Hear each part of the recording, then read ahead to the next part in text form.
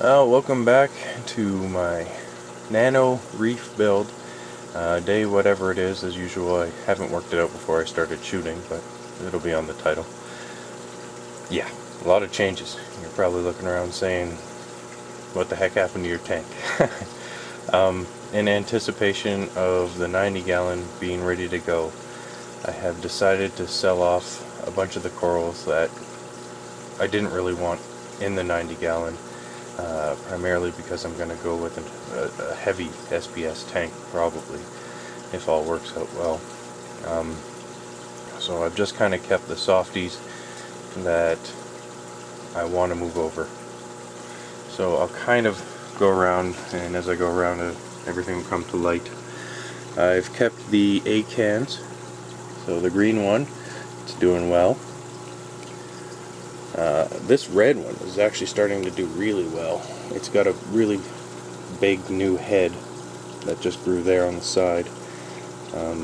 Actually, all the other heads are coming along quite well too.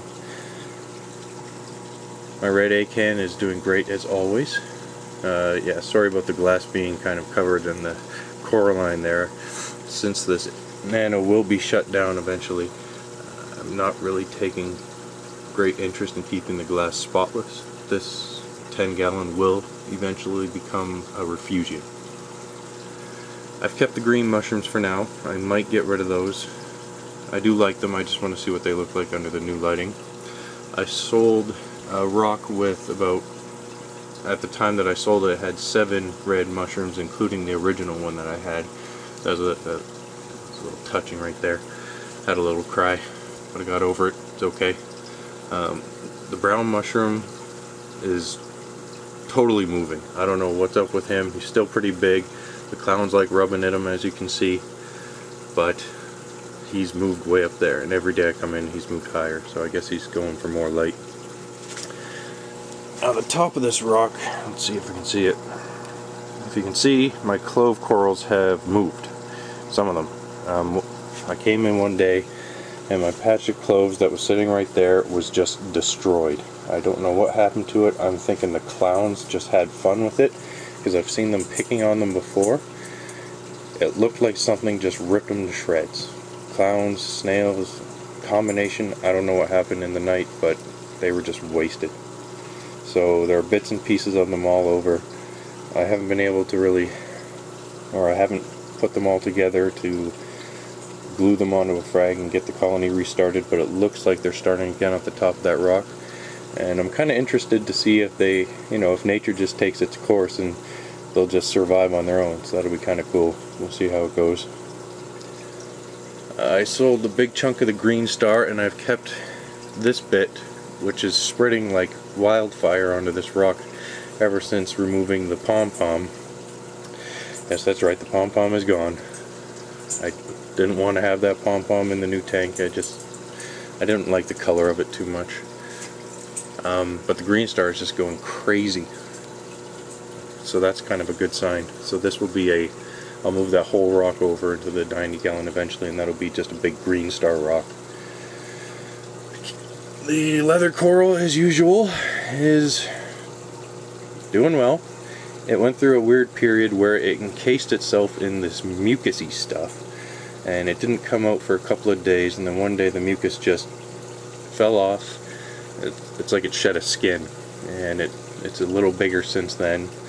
Looks like it's got room to stretch.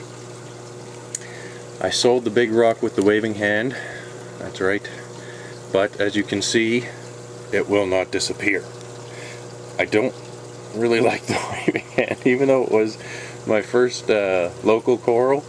I'm not really into the xenia. I might get another pom-pom, maybe if it's a white one, but I'm not too fond of the pinky color. We'll see.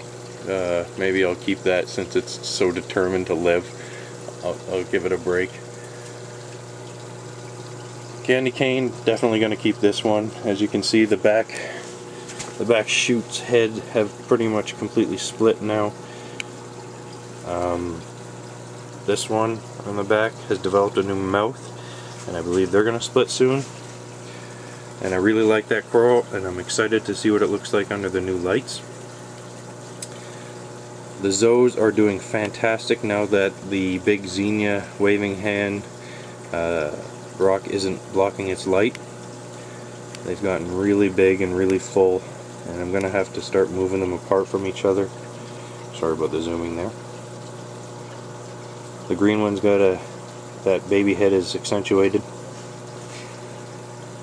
And yep, if you've been watching the videos, the frog spawn's gone as well. Sold that one. It was a great coral. It was doing really well at the end there. But there are other frog spawn, different color combinations I'd prefer. So I decided to let this one go.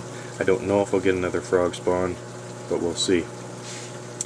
Now, on to, I guess, the most tragic and worst part of the development of my nano tank.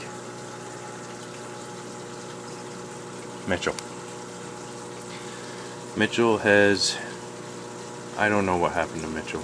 Mitchell's been gone. He's been gone for a couple weeks now. One day he was there, the next day he wasn't. I've moved the rock, I've looked on the floors. Mitchell's gone. You know, like the littlest hobo. Maybe he's down the road and he's found a new house and he's entertaining new friends, and that's the delusion I'm going to stick with.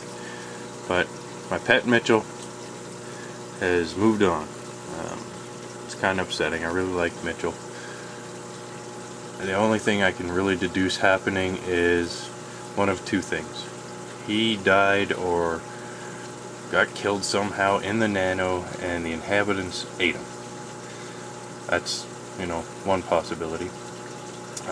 Two is he jumped out of the tank, which he frequently did, but luckily I was always there to save him. But maybe this time I wasn't. Maybe the dog was there and he ate him. I've looked all over the floor, can't find him. So maybe Dell had a snack. But I'm going to stick with my delusion that he's just somehow moved on to another aquarium. That works for me. I think I'll get more firefish in my 90-gallon. I think that'll be cool. I like them. They're nice fish. They're pretty. But I'm going to safeguard ways for them to not jump out, maybe. It's still pretty hard. Those little buggers are quick and they can fit through little cracks. But that's the nano. Yeah, a lot of changes. A lot of changes in anticipation of the 90-gallon. The gravity sump system hasn't really changed much. I've had quite a bit of hair algae in the gravity sump because the skimmer hasn't been working properly. Some macroalgae got caught in the skimmer and kind of screwed it up for a while, but no big deal. It's easy enough just to turn this off and clean the macroalgae out by hand. You probably can't see it, or you can't see the macroalgae, the Cheeto there, but it's doing really well in the system with this light right on top of it. So that will eventually move into my refugium, and I'll probably end up selling the skimmer. And that's it for the nano update. Any questions, comments? Greatly welcome as always. And look for a new 90-gallon update on kind of where I am in that progression. It's pretty exciting stuff going on there. Anyway, take care. Later.